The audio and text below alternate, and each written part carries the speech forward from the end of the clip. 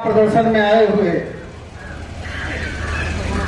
सभी सम्मानित साथियों का मैं हृदय की गहराइयों से प्रणाम करता हूं, अभिनंदन करता हूं, स्वागत करता हूं, वंदन करता हूं। इस चिलचिलाती धूप में आप लोगों ने जो शिक्षक मांगों को संबल प्रदान किया है वह काबिल तारीफ है और हम पूरे जनपद के शिक्षकों की तरफ से आप सभी लोगों का हार्दिक वंदन और अभिनंदन करते हैं।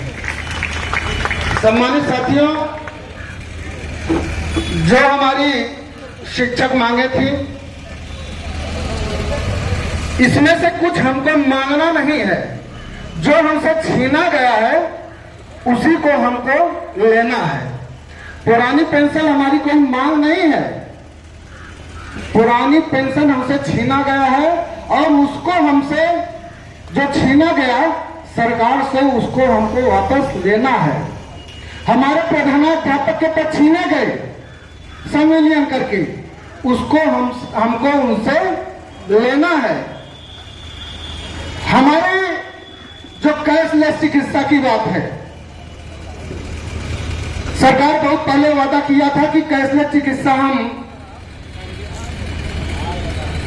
राज्य कर्मचारियों की भांति देंगे, लेकिन जो परिणाम आया वह यह आया कि वो भी जो एनपीएस में जिस तरह से डिसाइड करते हैं कि आपका पैसा कहां किस फंड में लगाएंगे, उस तरह से वह भी निश्चित करेंगे कि आपको कैशलेस के लिए जो आप व्यवस्था बनाएंगे उसमें पैसा आप देंगे और कैशलेस की जो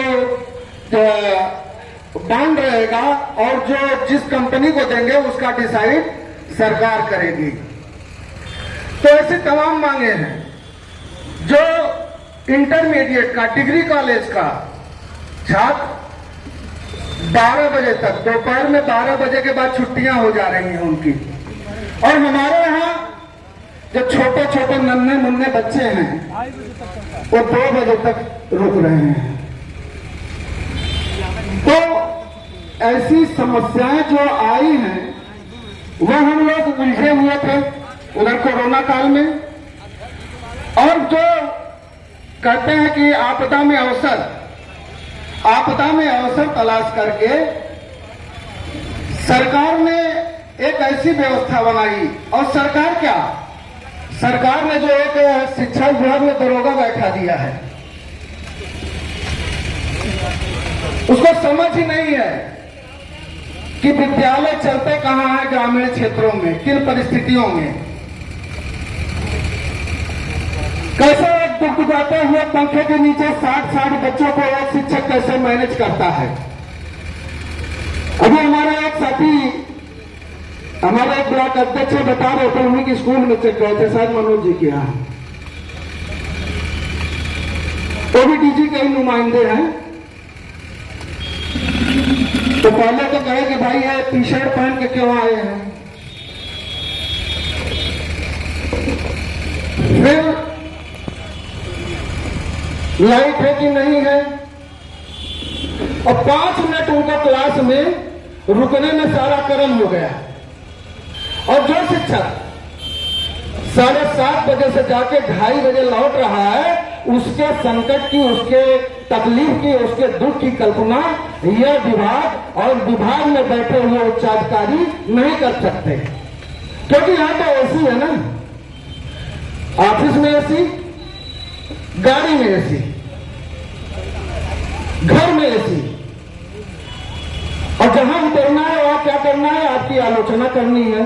जितने देर तक पसीना बहाएंगे तो उतना देर आपकी बुराई करने में पसीना बहेगा। तो ऐसी व्यवस्था जो डेवलप हो रही है, इसके देखिए सरकार ने, अभी सेल्फी की बातें चल रही थी, 4 सितंबर 2014 को आप लोगों को याद होगा कि प्रेरणा का सबसे पहले उद्घाटन माननीय मुख्यमंत्री जी के द्वारा किया गया था। लेकिन आप लोगों के दमखम पे, आप लोगों के पराक्रम पे, आप लोगों के शौर्य पे प्रेरणा की जो सेल्फी की चीजें थे उसके लिए ऐसा आंदोलन चला कि 5 वर्षों तक की प्रेरणा ने नाम नहीं लिया। लेकिन कोरोना आया तो आपदा में अवसर, इसीलिए मैं बात कर रहा हूं। तो प्रेरणा की जगह पर फिर इन्होंने उनके प्रेरणा लक्ष्य थे, शायद उनको याद है कि नहीं याद है कि प्रेरणा लक्ष्य क्या थे, उस प्रेरणा लक्ष्य का क्या हुआ। अब निपुण लक्ष्य आया और ऐसी परिस्थिति में आया कि जब आप यहाँ के लोगों के अपने घरों से, परिवारों से लोग जहां जा रहे थे, इस संसार को छोड़ रहे थे, सारा समाज सिर्फ शिक्षक ही नहीं त्राहि त्राहि मची हुई थी।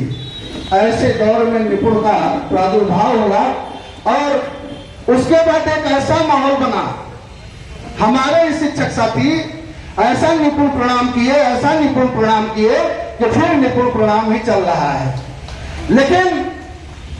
लेकिन एक विश्वास रखिए साथियों, हर अच्छे चीज का हम साथ देंगे, लेकिन कहीं अगर यह शिकायत मिलती है कि हमारे शिक्षकों के साथ आप जबरदस्ती करते हैं, आप उनका शोषण करते हैं, आप उनके मान सम्मान को ठेस पहुंचाते हैं, और अगर उस शिक्षक के द्वारा सूचना दी गई या दी गई होगी, अगर किसी शिक्षक ने कहा है कि उसका अपमान हुआ है, तो शिक्षक मैं पूरे सदन में कह सकता हूं कि ऐसा आपको एक भी शिक्षक नहीं मिलेगा कि अगर उसने अपने मान सम्मान की दुहाई दी हो तो यह संगठन उसके लिए न खड़ा हुआ हो।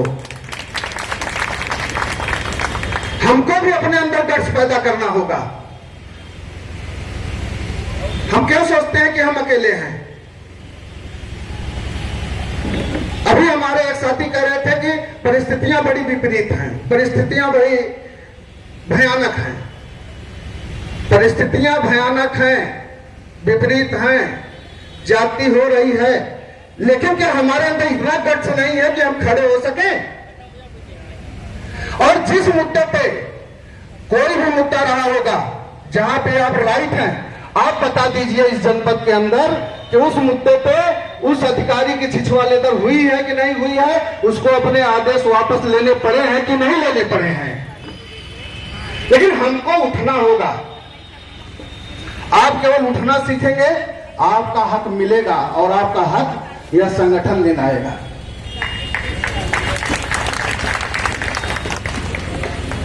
मैं शुरू करता हूं चंद लाइनों से कि माना है अंधेर बहुत और चारों ओर नाकामी है। माना है अंधेर बहुत और चारों ओर नाकामी है। माना की थके टूट रहे और सफर अभी दुर्गामी है। जीवन की आपाधापी में जीने का ठिकाना छूट गया। माना की थक गए सपनों का नींदों में आना टूट गया। गीता में श्री कृष्ण ने साफ कहा है कि कर्म तुम्हारा कल होगा। अगर कर्म में अगर सच्चाई है फिर कर्म कहां निष्फल होगा। लोहा जितना तपता है उतनी ही ताकत भरता है। सोने पे जितनी चोट लगे उतना प्रखर दिखता है। मिट्टी का बर्तन तपता है तो धूल पर धूप फिरकता है। तो सूरज जैसा बनना है तो सूरज जैसा तपना होगा। और नदियों से आदर पाना है तो पर्वत छोड़ निकलना होगा।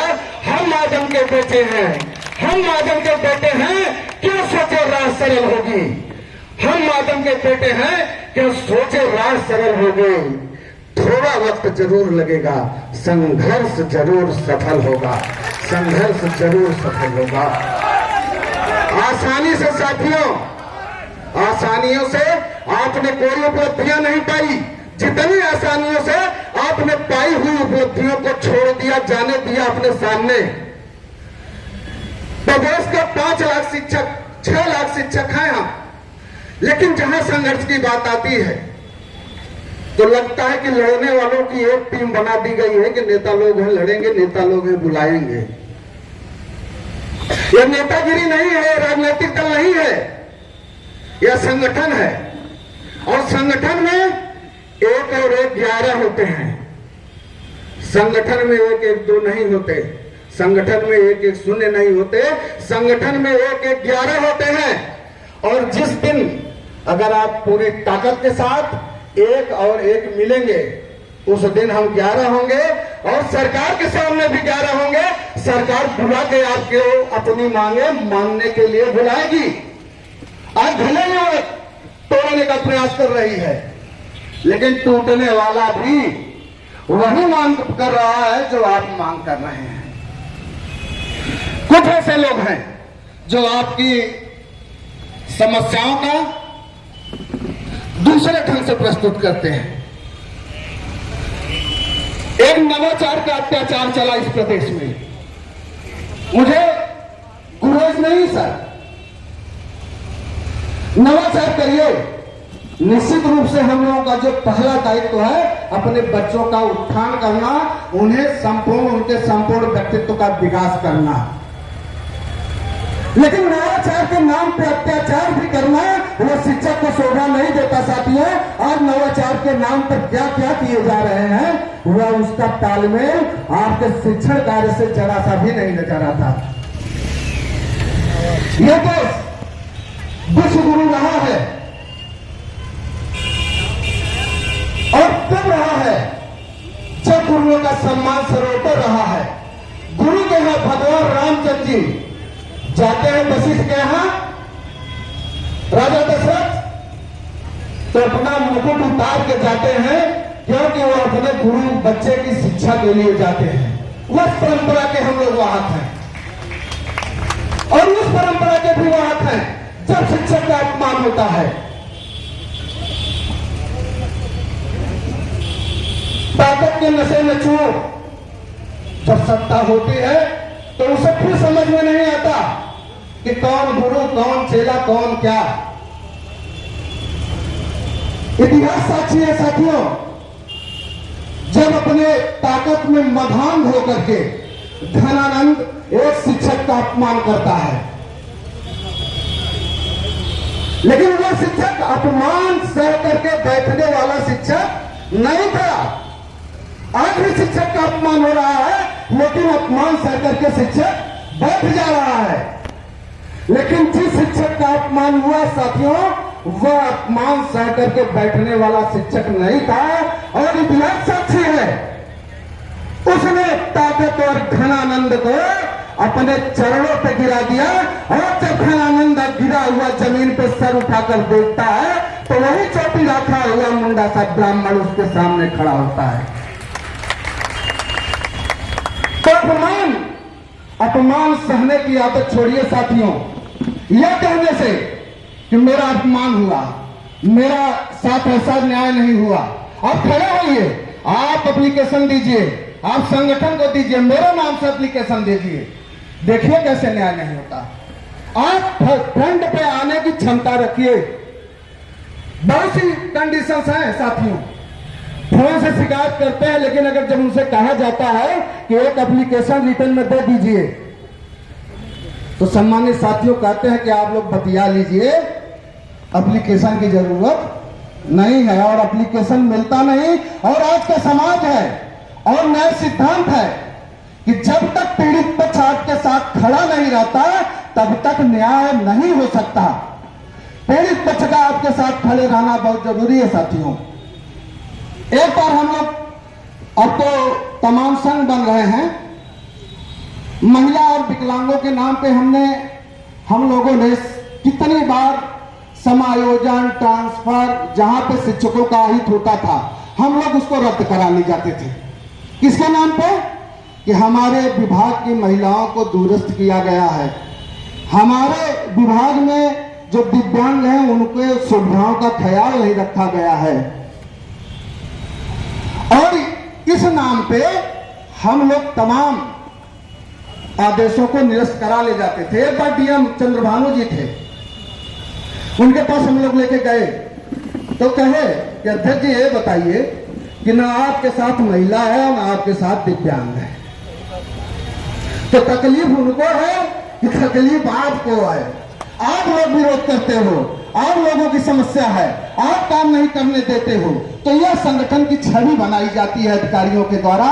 जानते हैं क्यों? क्योंकि हमारा शिक्षक समाज अच्छा दिखाने के लिए अपने सारे अपमान को भूल जाता है, अपने सारे त्याग को भूल जाता है और उसके पीछे चला जाता है। उदाहरण के लिए मैं बताता हूं कि जब भी बीएसए साहब डायरेक्ट प्राचार्य बुलाते हैं, ग्राउंड भर जाता है, धूल उमड़ जाती है उनका खुशामदी करने के लिए, और जब अपने हक के लिए लड़ने की बात आती है तो 10 बार फोन करना पड़ता है। कैसे आप जीतेंगे?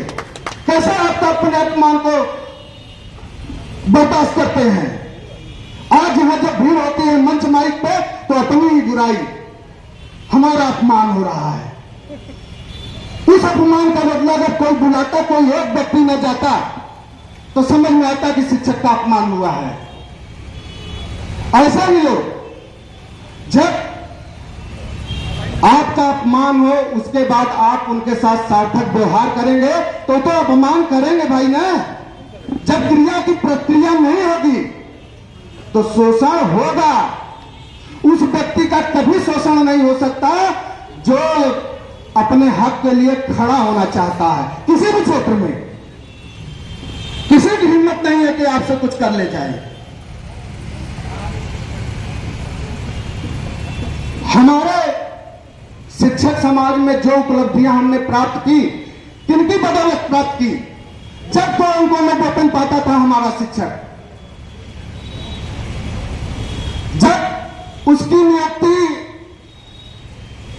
ग्राम पंचायत का प्रधान, ब्लॉक प्रमुख ऐसे लोग कर देते थे, और जब चाहते उनको टर्मिनेट कर देते थे। इससे, इस अपमान से उबकर हमारा शिक्षक समाज, तत्कालीन अध्यक्ष अध्यापक मंडल के अध्यक्ष थे हरिहर चौबे जी, आपके ऐसी बनारस जनपद के, उनके नेतृत्व में उन्होंने आंदोलन किया और सरकार ने उस आंदोलन को कुचलने का प्रयास किया। हरिहर चौबे को टर्मिनेट कर दिया गया साथियों। लेकिन शिक्षक समाज और हरिहर चौबे उस आंदोलन को जारी किए। मांग थी कि हमको बेसिक शिक्षा परिषद का गठन किया जाए, हमको कोई ऐसा जनप्रतिनिधि जो हमको नियुक्ति करे और जब चाहे मन से निकाल दे, यह हमको बर्दाश्त नहीं है। और उस संघर्ष का परिणाम यह हुआ, बेसिक शिक्षा परिषद का गठन हुआ। हमको एक जनपद का जिला बेसिक शिक्षा अधिकारी नियोक्ता के रूप में मिला, जो हमारी नियुक्ति भी करेगा और हमारा टर्मिनेशन भी कर सकता है। यह आपके संघर्षों का परिणाम रहा कि हर आने जाने वाले व्यक्ति आपको डिस्टर्ब नहीं कर सकता। और आज क्या है, हम रोते हैं कि पत्रकार घुस गया विद्यालय में, खींच रहा था। अरे कैसे घुस गया, कैसे घुस गया? विद्यालय आपका, प्रधानाध्यापक आप, जिसको जिला बेसिक शिक्षा अधिकारी या शासन प्रशासन अलाउ नहीं किया है जिस पत्रकार को, उनसे आइडेंटिटी कार्ड मांगिए कि क्या दिखाइए कि विद्यालय में घुसने का आपके पास है आदेश। आज जितने यूट्यूबर हैं, हर गांव में सबसे बड़ी समस्या है साथियों, हर गांव में सबसे बड़ी समस्या है, 10-10 यूट्यूबर बने हैं, आपके विद्यालय में घुस जा रहे हैं और उनका सिर्फ उद्देश्य 500 रुपए, 1000 रुपए आपसे ऐंठना। लेकिन रोकिए उनको रोकिए। और मैं आह्वान करूंगा कि कम से कम अगर उस विद्यालय में महिला शिक्षिका हो तो उनको 4 चप्पल जरूर मारें ऐसे लोगों को जो बिना प्रमाण पत्र के घुस जाते हैं। क्योंकि अगर आप मारेंगी तो कुछ नहीं कर पाएंगे। ताकत आपको कानून ने दिया है, ये संविधान ने दिया है, और अगर कोई ऐसा करता है तो थोड़ा सा आप लोग साहस जुटाइए और आगे निकल के उसको 4 जूते मारिए। कैसा घुसेगा? सम्मानित साथियों, जब पुरानी पेंशन बहाली की बात आई, यह आज का मुद्दा नहीं है। तत्कालीन प्रधानमंत्री श्रद्धेय अटल जी ने, उनके पहले भी विश्व बैंक का लगातार दबाव आ रहा था कि एनपीएस लागू की जाए, और कांग्रेस सरकार ही मसौदा तैयार की, जिसके बाद श्रद्धेय अटल जी ने उस पुरानी पेंशन बहाली को रोक दिया। उन्होंने पुरानी पेंशन देना बंद किया। और यह जान के आपको ताज्जुब होगा कि उस समय ऐसा बताया गया कि जो यह एनपीएस आने वाला है, यह एनपीएस जो आने वाला है, यह आपको इतना पैसा देगा कि आप बैलगाड़ी से लाद के ले जाएंगे और घर पहुंच नहीं पाएंगे। और आज क्या है स्थिति? अभी कोई शिक्षक हमसे कह रहा था, अभी पत्रकार बंधु आए थे तो कह रहे थे कि एक व्यक्ति रिटायर हुआ, उसको 3218 रुपए पेंशन फंड मिली है। इसको न संगठन समझ पाया और न तो अन्य लोग समझ पाए। जब इस पे चर्चा होने लगी 2010 के बाद, तब इस पे धीरे धीरे विश्लेषण शुरू हुआ। और जब विश्लेषण छन के आया तो ये तो समझ में आया कि ये तो सीधे सीधे हमारे ऊपर डकैती किया जा रहा है। जब हम मुद्दा लेना साथियों, तो जो दल सरकार में नहीं रहता था वो लेटर लिखता था। आदरणीय प्रधानमंत्री महोदय, जब इस प्रदेश के माननीय मुख्यमंत्री श्री योगी आदित्यनाथ जी गोरखपुर के सांसद थे, उन्होंने पत्र लिखा मनमोहन सिंह को, माननीय प्रधानमंत्री जी शिक्षकों की पुरानी पेंशन बहाल कर दी जाए। और जब खुद ये लोग इस स्थिति में आए कि हम पुरानी पेंशन बहाल कर सकते हैं, तब जाके हुआ कि भाई पुरानी पेंशन में संशोधन करवा लीजिए, पुरानी पेंशन की मांग मत मानिए। लेकिन आपके द्वारा, आप सबके दमखम पे पुरानी पेंशन बहाली का जो आंदोलन चला, पहली बार पुरानी पेंशन बहाली के नाम पर किसी प्रदेश में एक समिति बैठक, उच्च स्तरीय समिति बनाई गई जो पुरानी पेंशन बहाली की समीक्षा करता। और आपने देखा उनको 1 महीने का अवसर दिया गया और 1 महीने के बाद उन्होंने क्या किया, उन्होंने जो उनका अंशदान था 10% उसको बढ़ाकर 14% कर दिया। और जो कैजुअलिटी की दशा में जब हमारे शिक्षकों के जो नए शिक्षक थे जिनको पुरानी पेंशन का लाभ नहीं मिल रहा था, तो कैजुअलिटी की दशा में उस परिवार को उन्होंने पुरानी पेंशन की सारी शर्तें लागू कर दी। यह भी आपके धरने की एक उपलब्धि रही। और भी तमाम संगठन है, दिल्ली चलो, लखनऊ चलो, बंबई चलो, आज तक कभी किसी ने नोटिस नहीं किया। अगर किया है कोई परिणाम हो तो ऐसा उनसे आप जरूर पूछिएगा। तो आप जब लड़ते हैं, आपका जब धरना शुरू होता है, तो निश्चित रूप से हलचल होनी स्वाभाविक है। तमाम पत्र आएंगे, हम 21 करेंगे, हम 7 करेंगे, हम 22 करेंगे, हम नहीं कर रहे हैं। ये उत्तर प्रदेश का धरना, उत्तर प्रदेशी प्राथमिक शिक्षक संघ का धरना नहीं है।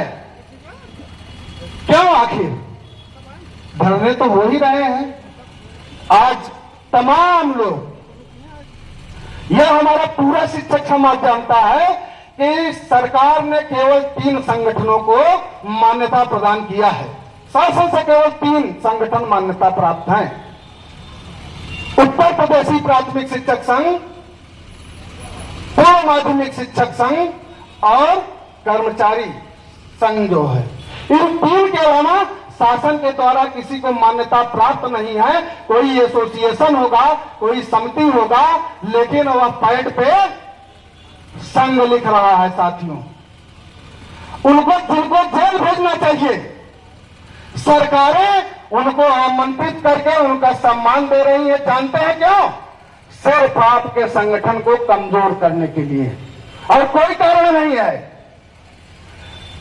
1986 में जब तत्कालीन मुख्यमंत्री श्री वीर बहादुर सिंह जी ने शिक्षकों के ऊपर घोड़े दौड़ाए, पानी की बौछार चलाई और शिक्षकों ने